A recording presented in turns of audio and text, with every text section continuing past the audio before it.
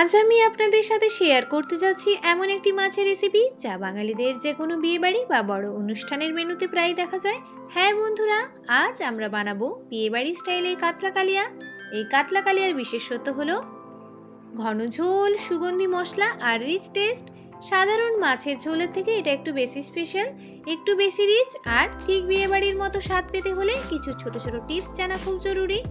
অনেকেই বাড়িতে কাতলা কালিয়া বানান, কিন্তু বিয়েবাড়ি সেই আসল টেস্টটা আসে না। আজ আমি আপনাদের দেখাবো ঠিক সেই বিয়েবাড়ির মতো কাতলা কালিয়া কিভাবে বানাতে হয়, একদম স্টেপ বাই স্টেপ। এই রেসিপিতে আমি দেখাবো মাছ কিভাবে ম্যারিনেট করতে হবে, কোন মশলা কখন দিতে হবে, ঝোল কিভাবে ঘন রিচ করবেন, আর কিছু গোপন টিপস যেগুলো দিলে স্বাদ হবে একদম অনুষ্ঠানের মতো। তাহলে ভিডিওটি শেষ পর্যন্ত দেখার অনুরোধ রইল, কারণ শেষে আমি দেব কিছু দারুণ টিপস ও ট্রিক্স যেগুলো জানলে আপনার কাতলা কালিয়া হবে একদম পারফেক্ট বিয়েবাড়ির মতো। চলুন আর দেরি না করে তাহলে শুরু করা যাক আজকের রেসিপি। সো হ্যালো এভরিওয়ান, আমি সুজি চলে এসেছি আর একটা ধামাকাদার রেসিপি নিয়ে, বিয়েবাড়ির স্টাইলে কাতলা কালিয়া। আমার পরিবারে যদি নতুন হয়ে থাকো প্লিজ চ্যানেলটি সাবস্ক্রাইব করে পাশে থেকো, আর ভিডিওটি ভালো লাগলে অবশ্যই একটা লাইক করে দিও আর হাইপ করতে ভুলো না। বাজার থেকে টাটকা টাটকা কাতলা মাছ নিয়ে চলে এসেছি। বন্ধুরা, সবসময় 1.5 কিলো থেকে 2 কেজির কাতলা মাছ নেওয়ার চেষ্টা করবেন, তাতে দেখবেন স্বাদটা খুব ভালো আসে। মাছের কানকো লাল ও চোখ পরিষ্কার থাকলে বুঝবেন মাছ একদম ফ্রেশ। মাছ শুধু জল দিয়ে ধুলে অনেক সময় কাঁচা গন্ধ থাকে, সামান্য লেবুর রস বা ভিনেগার দিয়ে ধুয়ে নিলে গন্ধ চলে যায়। আমি এই মাছটাকে ভালো করে পরিষ্কার করে নিয়েছি। এরপর পরিমাণ মতো লবণ, হলুদ আর সরিষার তেল দিয়ে ভালো করে মাছগুলোকে 2 পিঠ মাখিয়ে নিচ্ছি। ভালোভাবে ম্যারিনেট করে 10 মিনিট আমি মাছগুলোকে রেস্টে রেখেছিলাম। এই ছোট্ট ম্যারিনেশনে মাছের কাঁচা গন্ধ দূর করে এবং স্বাদ অনেক বাড়ায়। আমি এখানে মাছগুলোকে ম্যারিনেট করার জন্য হলুদ, লবণ আর সরিষার তেল ইউজ করেছি। তোমরা চাইলে 1 চামচ Kashmiri red chilli powder use করতে পারো, তাতে কালারটাও ভালো হবে, স্বাদটাও ভালো হবে। কমপক্ষে 10 থেকে 15 মিনিট ম্যারিনেট করলে মাছের ভেতরে মশলাগুলো খুব সুন্দরভাবে ঢুকে যাবে। তো বন্ধুরা, দেরি না করে আমার এই সহজ রেসিপি দেখে বাড়িতেই তোমরা বানিয়ে নিতে পারবে একদম অনুষ্ঠান বাড়ির মতো কাতলা কালিয়া। বাড়িতে থাকা কিছু অল্প উপকরণ দিয়েই একদম অনুষ্ঠান বাড়ির মতো কাতলা কালিয়া বানিয়ে নিতে পারবে। এবার একটা আমি কড়াই নিয়ে নিচ্ছি, তার মধ্যে পরিমাণ মতো সরিষার তেল দিয়ে দিচ্ছি। পুরো রান্নাটা আমি সর্ষের তেলে করছি। মাছগুলোকে দেওয়ার আগে সরিষার তেলটা একদম ধোঁয়া ওঠা পর্যন্ত গরম করে নেব, এতে তেলের কাঁচা গন্ধ চলে যায়। এরপর আমি একে একে বড় বড় মাছের পিসগুলো কড়াইয়ের মধ্যে দিয়ে দেব। খুবই সাবধানে দিতে হবে কড়াইয়ের মধ্যে, নাইলে কিন্তু তেল ছিটিয়ে আসতে পারে। আর মাছ কড়াইতে দেওয়ার আগে তেলটা খুব ভালো করে গরম করে নিতে হবে। বেশি নাড়াচাড়া না করাই ভালো, নাহলে কিন্তু মাছগুলো ভেঙে যেতে পারে। এক পিঠ ভালো করে হয়ে গেলে উল্টে দিয়ে আরেক পিঠ মাছগুলোকে আমি খুবই সাবধানে ভেজে নিচ্ছি। সব মাছগুলোকে আমি হালকা লালচে করে ভেজে তুলে নেব। মনে রাখবেন বেশি ভাজবেন না, তাহলে মাছ কিন্তু শক্ত হয়ে যেতে পারে। আর আমি এই মাছগুলোকে গ্যাসের ফ্লেম অল্প করে ভেজে নেব। এটি বাঙালিদের খুবই জনপ্রিয় একটি ঐতিহ্যবাহী মাছের রেসিপি, বিয়েবাড়ি স্টাইলে কাতলা কালিয়া। এই রেসিপিটি সাধারণ মাছের ঝোলের থেকে একটু আলাদা। এতে থাকে ঘন মশলাদার গ্রেভি, সুন্দর লালচে রং এবং দারুণ সুগন্ধ। বিয়েবাড়ি বা বড় কোনো অনুষ্ঠানে এই কাতলা কালিয়া প্রায়ই পোলাও বা গরম ভাতের সাথে পরিবেশন করা হয়। অনেকেই বাড়িতে এই রেসিপি বানানোর চেষ্টা করেন, কিন্তু ঠিক বিয়েবাড়ির মতো স্বাদ হয় না। আজ আমি একদম স্টেপ বাই স্টেপ দেখাচ্ছি, খুবই সহজ পদ্ধতিতে বাড়িতে তোমরা বিয়েবাড়ি স্টাইলে কাতলা কালিয়া বানিয়ে নিতে পারবে কিছু অল্প উপকরণ দিয়ে। প্লিজ ভিডিওটি কেউ একটু স্কিপ করো না। কাতলা কালিয়া গ্রেভির জন্য আমি নিয়ে নিয়েছি 3টে বড় সাইজের পেঁয়াজ, একটা গোটা রসুন, 3টে কাঁচা লঙ্কা আর 1 টুকরো আদা। পেঁয়াজগুলোকে ভালো করে খোসা ছাড়িয়ে পরিষ্কার করে নেব।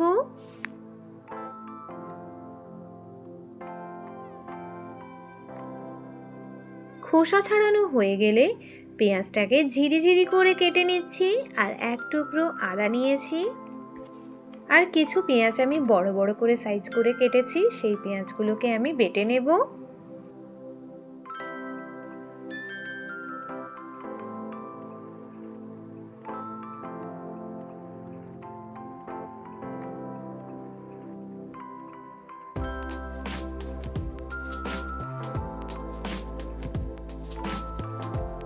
কাতলা কালিয়ার গ্রেভির জন্য একটা মিক্সার গ্রাইন্ডার জার নিয়ে নিলাম। তার মধ্যে বড় সাইজের টমেটোটাকে কুচি করে কেটে নিয়েছি, দুটো মাঝারি সাইজের পেঁয়াজ নিয়েছি, দুটো কাঁচা লঙ্কা নিয়েছি, যে যেমন ঝাল খাবেন সেই বুঝে ঝাল দেবেন। রসুন দিয়েছি, 1 চামচ গোটা জিরে, ধনে গুঁড়ো, গরম মশলা গুঁড়ো, অল্প পরিমাণ জল দিয়ে একটা স্মুথ পেস্ট রেডি করে নেব। এবার কড়াইতে 1 চামচ সরিষার তেল দিয়ে দিলাম। ফোড়নের মধ্যে আমি ইউজ করেছি একটা গোটা শুকনো লঙ্কা, গোটা জিরে, তেজপাতা আর গোটা গরম মশলা।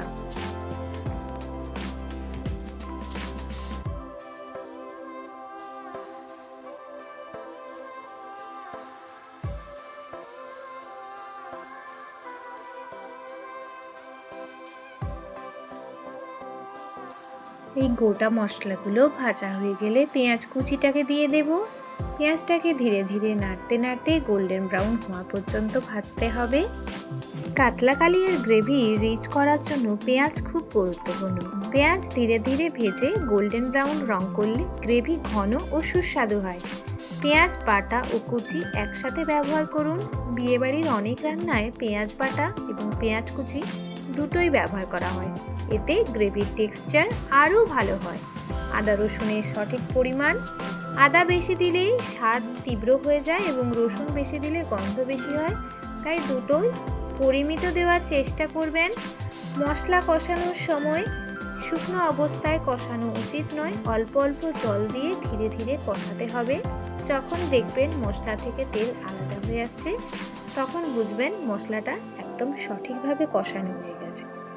প্লিজ ভিডিওটি একটু স্কিপ করো না, তাহলে কিন্তু মিস করে যাবে অনেক টিপস ও ট্রিক্স। তো ভিডিওটি একদম ফুল ওয়াচ করবে আর পারলে একটা হাইপ করে দিও। পেঁয়াজটাকে আমি ধীরে ধীরে নাড়তে নাড়তে গোল্ডেন ব্রাউন করে ভাজা হয়ে গেছে। এবার আমি বেটে রাখা মশলাটা দিয়ে দিচ্ছি। মাঝারি আঁচে 3 থেকে 4 মিনিট ভালোভাবে এটা কষাতে হবে। এরপর হলুদ গুঁড়ো, আপনারা চাইলে কাশ্মীরি রেড চিলি পাউডার দিতে পারেন, আর দেব পরিমাণ মতো লবণ আর একদম সামান্য পরিমাণে চিনি।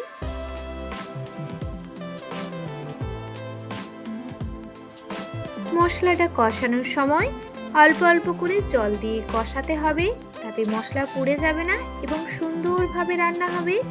মশলা থেকে যখন তেল আলাদা হয়ে আসবে, তখনই বুঝবেন আমাদের মশলাটা সঠিকভাবে কষানো হয়ে গেছে। এবার আমি পরিমাণ মতো লবণ আর হলুদ দিয়ে দিচ্ছি।